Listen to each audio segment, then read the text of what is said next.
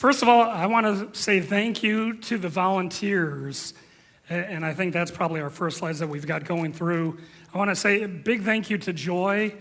We've got a big thank you to Ken, and hopefully, we got those in there? Yeah, it's good. No, there's me. Are we going straight into my slides? Okay, well, let's... Thank you, Joy. Thank you, Ken. And guys, say thank you to the volunteers. Yeah.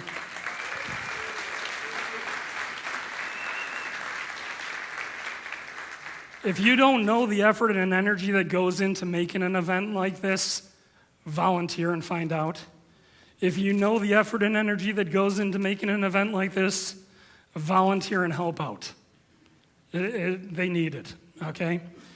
Joy talks about me being MC before and going and speaking up here for 20 minutes. And we had a lot of fun with that, and so that's one of the reasons they contacted me, is they know that if all else fails that I can ramble on and on and on.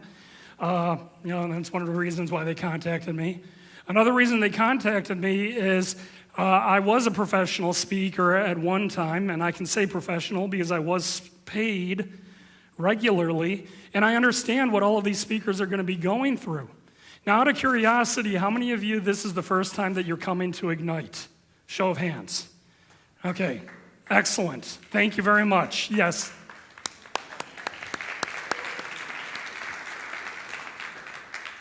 How many of you had no clue what you were coming for? Somebody just said, you need to go for Ignite. Be honest. Okay. I think you're not the only two. Okay, Ignite is a great event because you're going to basically be hearing about a lot of topics, and a lot of them aren't ones that you might have chose to necessarily go and play on YouTube, and that's one of the great things about it. You're going to listen to several topics over and over, one right after the other, and that's one of the great things about it. Now, one of the other reasons they chose me is because we're taking a look at 10 years in bar camp. We're taking a look at revisiting since I last spoke at Ignite, and that's one of the reasons they chose me. Now, another reason they chose me is we thought it would be kind of revisiting with bar camp with 10 years. We're taking a look at some of the things that have happened in the past. So one of the things that I talked about when I had to kill time was I talked about social media rock star. Now, how many of you were there when I was MC way back when? Okay, out of curiosity, how many of you are on Twitter? Okay, how many of you are on Instagram? Facebook? Snapchat? Okay, we've got a hashtag. Be sure to use it. The hashtag is IgniteTPA. Use the hashtag. It's always a good thing to get people out there paying attention to it. Oh, good catch. So social media rock star, last time I mentioned him, he was at 11,000 followers. This was, I think, over 6 years ago. He was actually born June 2011. Completely autonomous account.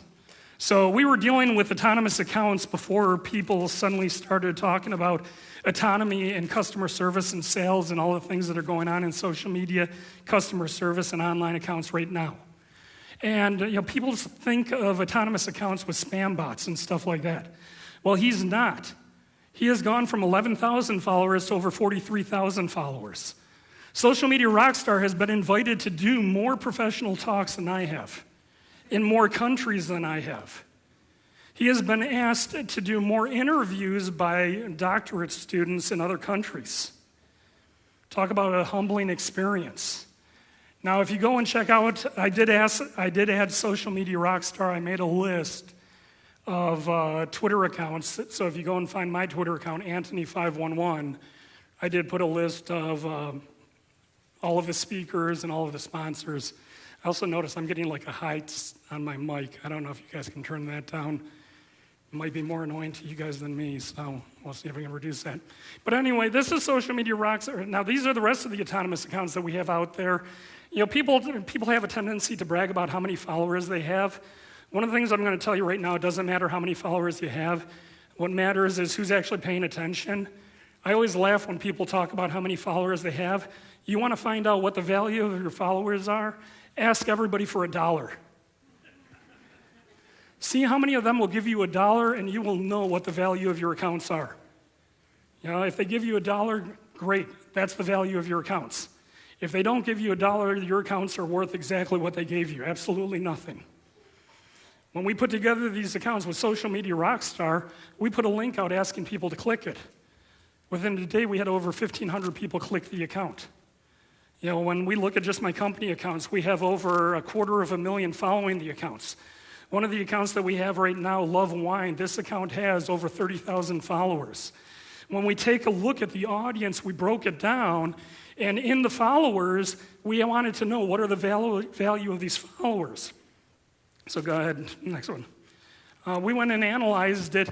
Now this is kind of neat because we look at numbers, but numbers aren't interesting. What's interesting is when we take in the followers and we break them down into tribes and see what they're interested in. So God, we broke them down and wanted to find out what those people were interested in. Now this is where marketing has moved towards. And this is kind of what's going on right now. How many of you remember within the last week or two, you got an update from LinkedIn asking you to agree to a new terms of service on your phone? How many of you remember that? How many of you actually read it? How many of you have seen the episode of South Park with the human centipede? Live in fear. Okay. Here's the thing, here's the reality. With that LinkedIn update, you basically were acknowledging that whether or not you give them permission to access your contacts does not matter anymore. Because there's a good chance that of your contacts, one of them probably did give access.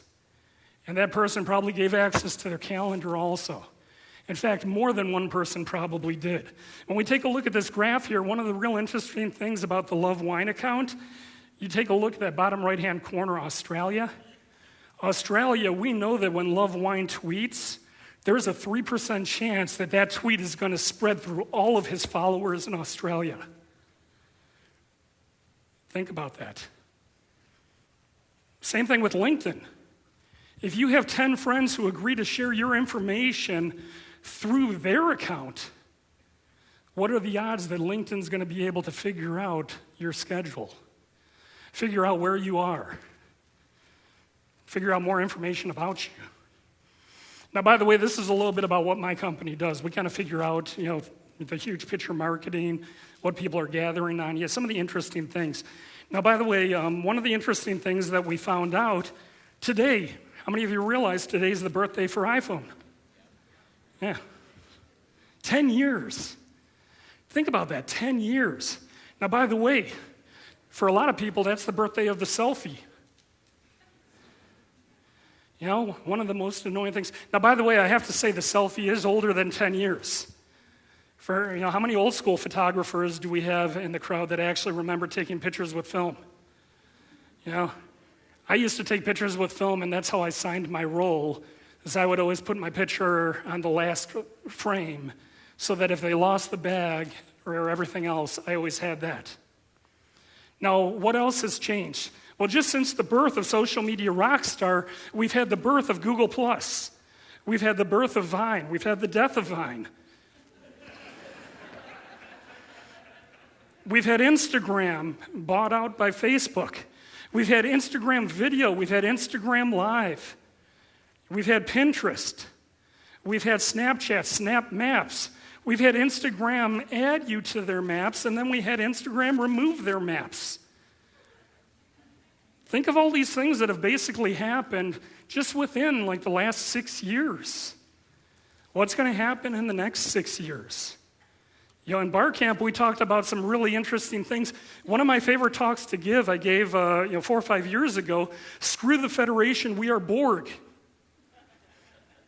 We take a look at Star Trek, and we had this idealistic view of what was going to be happening with the future. We did not move in the direction of the Federation. We have big data being gathered on all of us, and we're all giving towards this collective. Now, one of the amazing things that has changed in that time, you can't get into an argument in a bar over the little things. How many of you are familiar with Jamiroquai, the band? You guys remember this video when he was dancing and sliding around in the room? This was one of those arguments my wife and I had going for months. how they did that video. She was convinced that he was on a treadmill and they were moving the treadmill all over the place. And I told her right away, I'm like, no, logically that's impossible. The room is being moved around. And for months, we had this going on and we couldn't figure it out. You couldn't Google back then. We couldn't just pull it up. Now you just Google it on your phone. You actually have to, you can pull anything up. I can't argue with my kids and tell them an interesting stat without them double checking. It's one of those things that gets kind of annoying. But anyway, so I want to pull us back in and I want to talk about the talks. I had the opportunity to come out here last week, listen to some of the folks practice.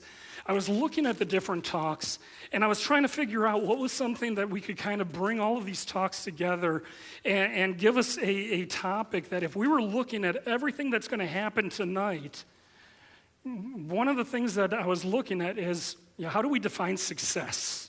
How do we define success as individuals? How do we define success as Tampa, the tech community, as groups? Bar camp, how do we define success?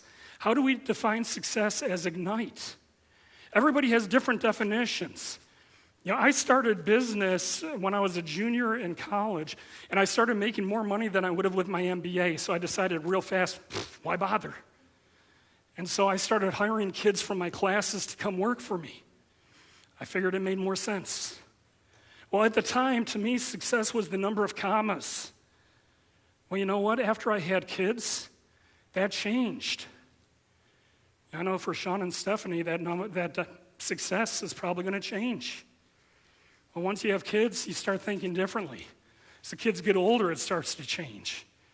Well, tonight you're going to hear a bunch of talks. How do we look at success in the community? You hear people talk about, we don't launch a lot of businesses. Or you'll hear people say, yeah, we do launch a lot of businesses. The reality is we have a growing, thriving area. People say we should be like San Francisco. You know what? Screw San Francisco. I've been there. I don't like it. I've been to LA. I didn't move to LA. I had a chance to move anywhere in the country when I was traveling. I did 140,000 miles a year flying all the time. Anyone who flies knows that's a lot. I could have lived in California. I didn't want to. Company tried to talk me into it. Didn't want it. I ended up falling in love with Tampa. You know what? To me, Tampa is success.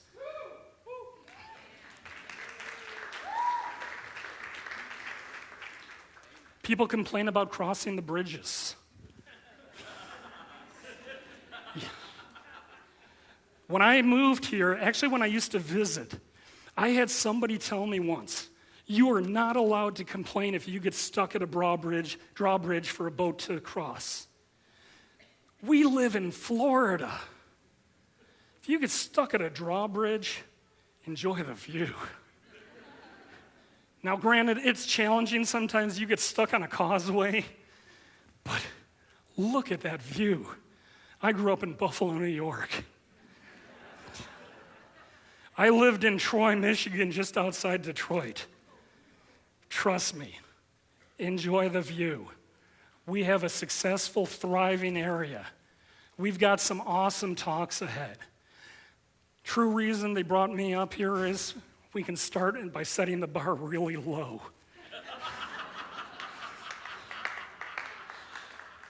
It gets better. I didn't have to deal with timed slides.